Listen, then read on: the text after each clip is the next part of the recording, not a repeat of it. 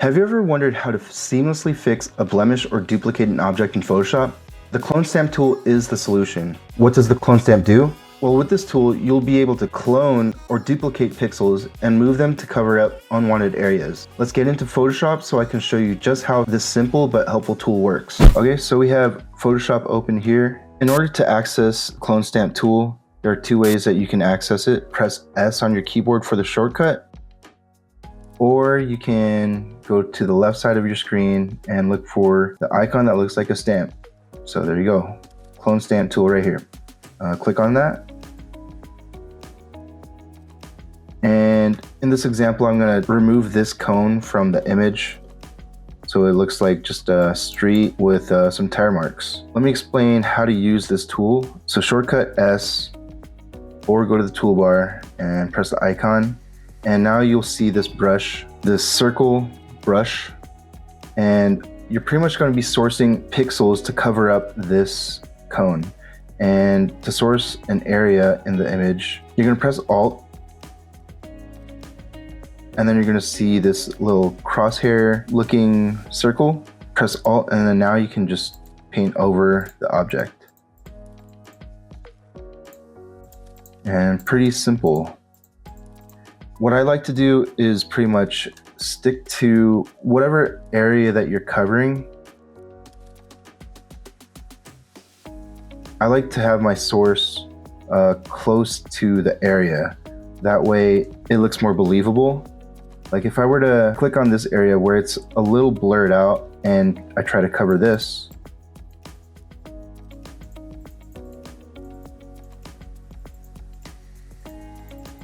it looks more believable. But if I were to source from this area,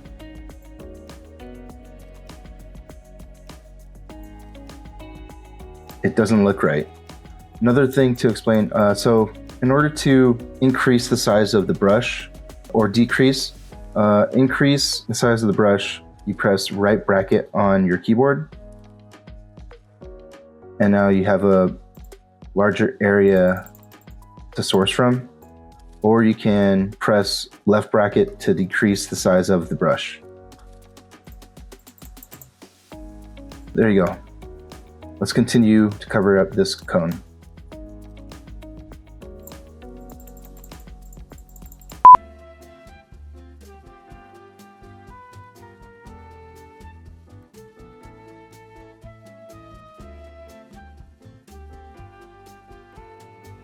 When using this tool, you can kind of see how there's like a repeated pattern. Try and stay away from sourcing too much from the same area, because you will get these repeating patterns and it just looks weird. After I cover up the object, I like to go over it and just kind of like source from random areas so that it doesn't look repeated.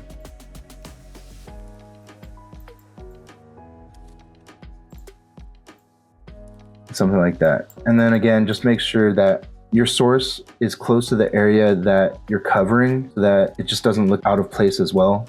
And here I just want to clone from this ending of the tire mark so I can complete this tire mark. Something like that. All right, and there you go. Let's compare this. Okay, so from first glance at this image, it looks like just a street with tire marks, right? Yeah, when you compare it to the original image with the cone, you could see where you covered up that image or covered up that cone. Oh, actually, let me show you this too. Something simple. Understanding the concept of this tool, I'm just gonna duplicate this cone and put it over here. So now instead of one, we have two cones. So press S to get the clone stamp tool, and then we're going to source this cone, press Alt, click it, and now let's move the cone to this side. And there you go.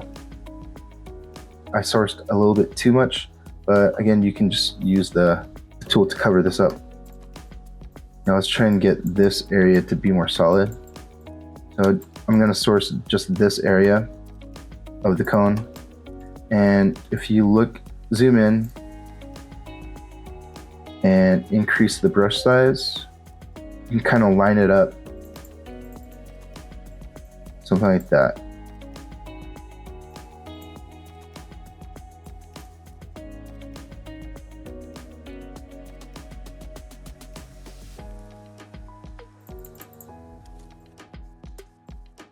All right, there you go. Now let's go to another example. Just for fun, I'm going to show you this image. This girl is trying to cover up a blemish. It'd be easier just to use the clone stamp tool to cover up her blemish. We'll source around this area where we want to cover the blemish.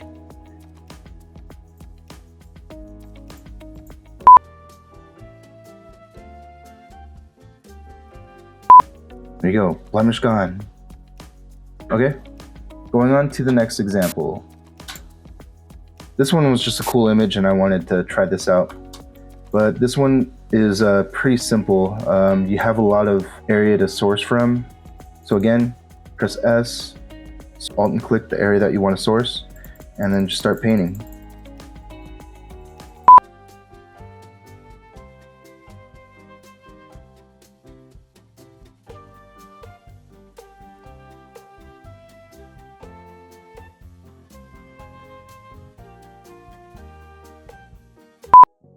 And there you go. Took that plane out. Now it just looks like a cool picture of the Eiffel Tower. All right, that's it.